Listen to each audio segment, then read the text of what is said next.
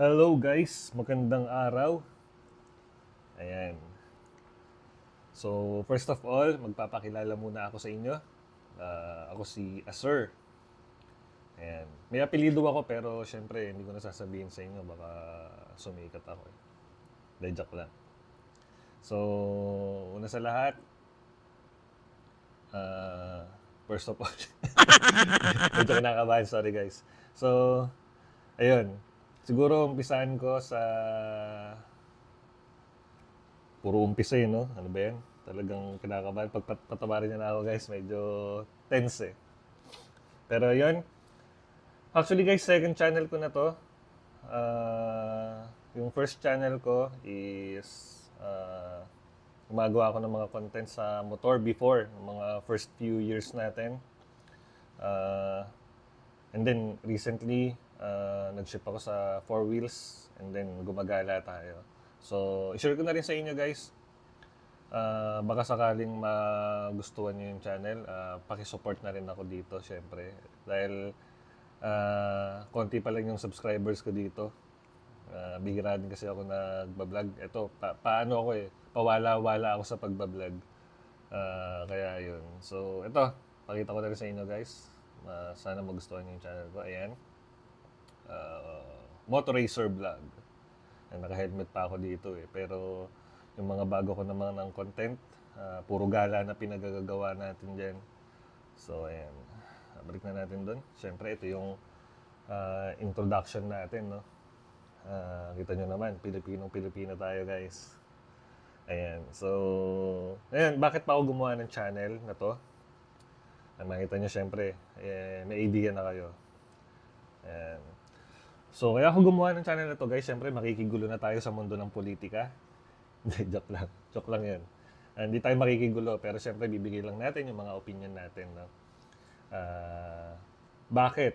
Bakit mahalaga na nakikialam tayo sa mga pangyayari, lalo na sa ating bansa?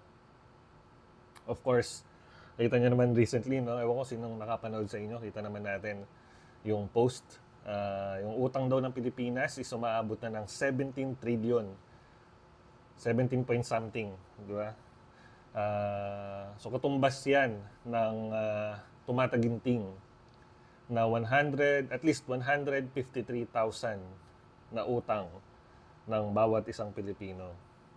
Isipin mo, baby pa lang may utang ng ganong kalaki, di ba?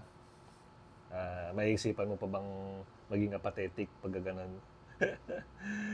Siyempre, isikapin natin na hindi maging kamote sa ating mga pinagsasabi rito. Pero siyempre, alam ko, hindi naman ako perfecto, di ba? Kumbaga, yung maaaring maging pananaw ko in the future is against sa mga pananaw nyo. Pero at the end of the day, sisikapin kong maging pagpapala pa rin syempre sa inyo. Yun naman yung ultimate goal ng channel na to. Na hindi tayo maging apathetic. Actually, nung una, ayokong pumasok sa ganitong larangan, ayokong gumawa ng mga ganitong content. Kasi, mahilig din ako manood sa mga ganitong klaseng content. And then, pag nakita mo yung comment section, umaani ng bash yung it's either nag-aaway-aaway yung mga Pilipino dun sa comment section to the point na parang alam niyo yun, parang nagiging personalan na yung dating dun sa mga comment section. Ayun, kaya pasabi ko, ayoko nung ganitong channel. Pero in-encourage ako ng kapatid ko, sabi niya, kuya, gawa ka nung ganong content. Share mo yung mga thought mo. Kala mo talino eh. Pero yun, shoutout Karis. Maraming salamat sa tiwala mo sa kuya mo. Pero ayun guys, I hope na huwag nyo naman akong i-bash ng sobra-sobra guys sana sa future. Mild lang. Hindi yun. Siyempre, kanya-kanya tayo ng opinion sa mga bagay-bagay. Lalo na sa pangyayari no? Sa ating bansa. Especially sa politika.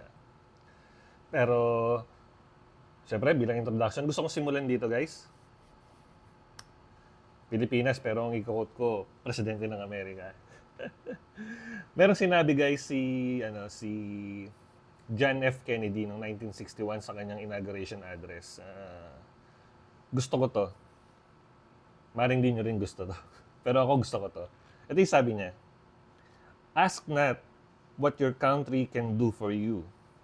Ask what you can do for your country. Yung sinabi niya. So, gusto kong magmula doon sa sinabi niya.